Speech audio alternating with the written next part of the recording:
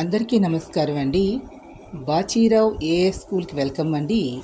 ఈరోజు current affairs తీసుకున్నట్లయితే మనకి ఎలక్ట్రిసిటీ గురించి మనం దీంట్లో కరెంటు ఉత్పత్తికి సంబంధించి సౌర ఫలకాల ద్వారా కరెంటు ఉత్పత్తి చేయడం, పునరుత్పాదక ఇంధన వనరుల మీద టాపిక్. ఆగస్టులో ఇండియన్ రైల్వేస్ ఉత్తరప్రదేశ్లోని వారణాసిలో పైలట్ ప్రాజెక్టు కింద పట్టాల మధ్యలో 70 మీటర్ల పొడవున సౌర ఫలకాలను అమర్చింది.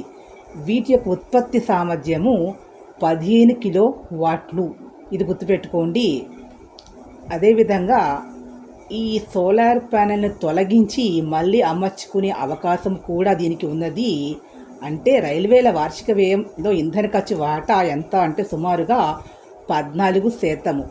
సౌర విద్యుత్తు ద్వారా రాబోయే 5 ఏళ్లలో అంటే రాబోయే 10 సంవత్సరాలలో 41,000 కోట్ల ఆదా చేయాలనేది రైల్వే శాఖ యొక్క లక్ష్యంగా నిర్ణయించారు అనేది గుర్తుపెట్టుకోండి. ఇది ఈ పాయింట్స్.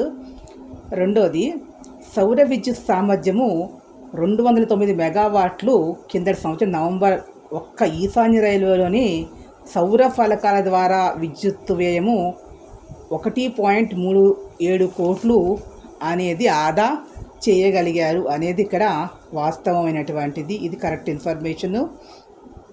అంటే రైల్వే పట్టాల నుంచి నిత్యము కూడా పెద్ద మొత్తంలో సౌర విద్యుత్తును ఉత్పత్తి చేసే అవకాశం ఉంది. దీని ద్వారా అదేవిధంగా విద్యుత్ ఖర్చులు చాలా వరకు తగ్గుతాయి. జాతీయ రహదారుల మీద కూడా సోలార్ ప్యానల్స్ పెట్టినట్లయితే మరింతగా సోలార్ ఎనర్జీ అనేది అందరికీ అందుబాటులోకి వస్తుంది. ఇటీవల సౌర ఫలకాలు నెలకొల్పడం ద్వారా అహ్మదాబాద్ రాజ్కోట్ జాతీయ రహదారిపై 104 మెగావాట్లు గుర్తుపెట్టుకోవాలి. అహ్మదాబాద్ వదోదర రోడ్డుపై 61 మెగావాట్ల విద్యుత్ ఉత్పత్తిని చేయవచ్చనేది Gujarat energy research and management institute వాళ్ళ యొక్క అధ్యయనం. ఇది గుర్తుపెట్టుకోండి. జాతీయ రహదారులపై 95 గిగావాట్ల సౌర విద్యుత్ ఉత్పత్తి చేయవచ్చు. అంటే దాదాపుగా 1,50,000 కిలోమీటర్ల పొడవున ఇది ఏర్పాటు చేయవచ్చు సౌర ఫలకం. 2025 ఆగస్ట్ నాటికి భారతదేశానికి విద్యుత్ ఉత్పత్తి సామర్థ్యము 496 గిగావాట్లు. పునరుత్పాదక ఇంధన వనరుల వాటా 49%. గృహాలు, కార్యాలయాల్లో ఏసీల ద్వారా పారిశ్రామిక అవసరాల కోసం వినియోగం అనేది చాలా ఎక్కువగా ఉంది. కాబట్టి 2030 నాటికి 500 గిగావాట్ల పునరుత్పాదక ఇంధన సామర్థ్యం సాధించాలని దేశం లక్ష్యంగా పెట్టుకుంది. సౌర విద్యుత్ సామర్థ్యము 116 గిగావాట్లు అనేది ఈ సంవత్సరం ఆగస్టుకి.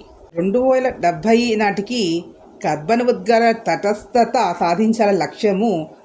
National highway authority of India సైతం సోలార్ విద్యుత్ ఉత్పత్తికి ముందరికి వచ్చినది. సోలార్ ఎనర్జీ వల్ల శిలాజ ఇంధనాల వాడకం తగ్గించవచ్చు.